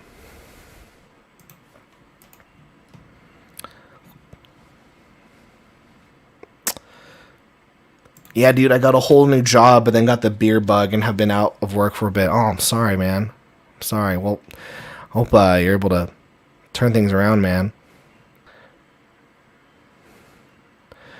I have served this nation and seen horrible things, eaten things that would make it go sick. I always get nauseous when I see left-handed artists. JK, bro. What kind of party does Eliana hate? A ball. That's funny. The girl with the megafist could easily be retold as a Greek epic poem. I'm kidding. I'm 21 now and I ain't getting any younger. Interesting synopsis. Thank you. Thank you. Guys, let's show Zion Comics. He sent me this. Check this out. This is cool. I love getting art like this. Thank you, Zion Comics. I really, really appreciate this. This is going to go into my fan art folder. I really dig it. No, I super like it. I'm loving these extra parts that she included. I dig that. I love it when people come up with like cool ways of like the mega fist and whatnot. I think it's so sick. So thank you. I appreciate that. I appreciate that. Your character Ball looks like a character I created back in the 90s called Minion. Well, actually, I remember seeing you do that in the 90s and I stole it. And I remember getting into my time machine, finding you, and you were like, "No, don't take my character Minion." And I was just like, "It's mine." I don't know if you remember that, but I remember taking it. That's some amazing fan art. Oh yeah, absolutely. The upside down horns and wide head on top. Yeah, I remember talking to you about it. I was like, I'm gonna change things up, but it's gonna be mine. And you were like, "Don't do it." And I was like, "I have to do it." And you were like, "Don't do it, please. Like, it's my character." And I was like, "It's mine, man. Like, when I grow up in the 21st century, I'm taking it." And you were like, "No, what year are you gonna do this?" And I was like, 2021. I'm taking this character. And you were like, "Please don't. I'm going to find you in a stream one day." And I was like, "You're not, because that technology hasn't been invented yet." And you were like, "You're absolutely right." And then I took the character, and now here we are. It's nuts how we got here. It is nuts how we got here. No, I took the inspiration from Death's Head 2000 from Marvel One Shots. Okay, you can have it. Thank you. Oh, man, what a crazy stream. This was only supposed to be for an hour, and look at us, 2 hours in. Jeez Louise. Yeah. I'm sorry if it got contentious. I didn't mean for it to get contentious, especially when I was commenting with Larry. That, you know, there's a lot of things that I'm passionate about. And one of them is just the fact that I hate when people misuse words, because when you use words incorrectly, it causes problems. So when people say like, "Oh, your words are violent," it's not. Your words aren't violent. So when people say it's a scam, I have to say, no, it's not a scam. Don't use that word wrong. But also, I'm in the publishing industry. This is what I do for work. Is I send out these contracts. I work with the people who send out these contracts. That's my day job. I work with authors. I look at their contracts. I know about their royalties, their distribution. Like, it's funny. I work in traditional publishing, and on the side, I do self-publishing myself. So I understand both sides of it. Would I ever go to traditional publishing? It honestly depends. Right now, I have no desire to step foot near traditional publishing. But with that being said, there are some good and bad things about self-publishing. There are some good elements of self-publishing. It could really help your career, if you go that route. But, but I see both sides. I see both sides. But at the end of the day, I just can't live with. I don't like it when people are calling it a scam when by definition it's not. Larry says, "I stand by everything I said. You and me will debate until the end of time, most likely." My sketch. No, it has to get like that. We have to be adults about stuff, especially because we all want us to be successful. Unless you can discuss it, you will always have issues. Oh, exactly. Man, what a crazy night, guys. This was not supposed to happen, but it did. So we love it. Frick, maybe I'm trying to see. Yeah, I've got a lot going on, man. I've got a lot going on next year. I'm trying to do 2 volumes of The Girl with the Mega Fist. I'm trying to do another 60-page graphic novel, and I might do like a 32-page children's book. I don't know yet. So we're trying to figure that out. My always top priority, though, will always be The Girl with the Mega Fist, and everything else is just secondary. The problem is people don't know how to use definitions and read dictionaries. I mean, I just, when I'm seeing, like, when I was watching, like, the Kyle Rittenhouse thing, and people are like, oh, like, this guy, it was an active shooter. I'm like, an active shooter? Like, do you know what an active shooter means? Like, if he was an active shooter, the whole street would have been shot up. So, so like, for me, that's me, when I was doing journalism, that was a big deal. You get the words are really important. And so when, you having a journalist, having these, like, news anchors go, oh, he was an active shooter. I'm like, that's the definition of an active shooter, is that he's pulling the trigger and he's not stopping. Ugh. Don't go to college. You'll learn stuff. More than half the artists I've met on YouTube that are independent wouldn't make it in my old art class in high school, much less the pro art schools. I barely passed the only art class I took in college. All right, guys. Oh, all right. The agenda for this week is I have to draw as many pages as I can of Chapter 11 of The Girl with the Mega Fist. I need to get my standing desk up. I got to make a new YouTube video. And then, guys, 2022 on the channel is going to be fun.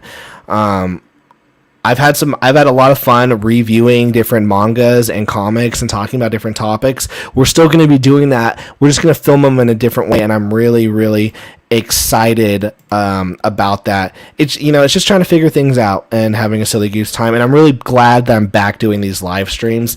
Those are really fun. I'm having a lot of fun doing these live streams, and we'll get back to having some guests and whatnot. This is what we got to get done this week, guys.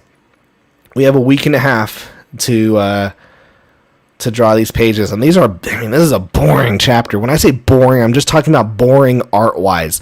No one fights, no one punches. It's people talking, making decisions. We're learning about the world. We're learning about the responsibilities of these 7 people right here. What decisions are they making? How are they going to affect Eliana? And then what is this? Because these aren't panels. These are something, and these are very crucial. And I've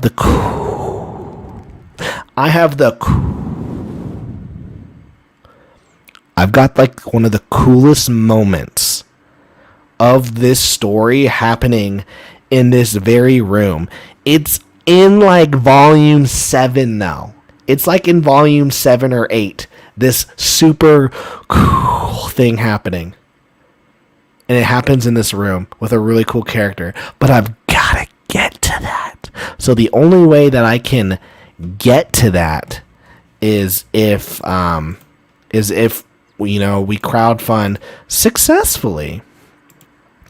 Is if we can crowdfund successfully all of the different volumes of The Girl with the Mega Fist. So, all right, guys. I appreciate all of you guys. Remember to smash that like button. Smash that freaking subscribe button. I haven't made a new outro video yet, so you're going to get the intro video. And for those, I didn't know that people didn't know this from last time. The intro and outro song is the original song that I made for The Girl with the Mega Fists. So it's my lyrics and I'm singing the song.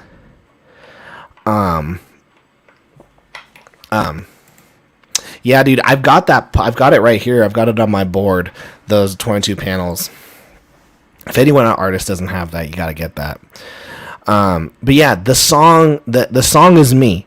I'm singing it. I wrote the lyrics. I bought the rights to the song. I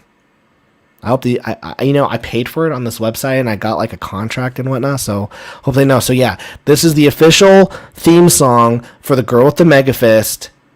Sung and performed by yours truly We'll see you guys on Thursday with a new Draw and Talk video. So remember to smash that like button and smash the subscribe button and the bell notification so you're notified. And then, so new video on Thursday, and then we'll have a live show on Tuesday. Oh, next Tuesday. All right, guys. Peace. And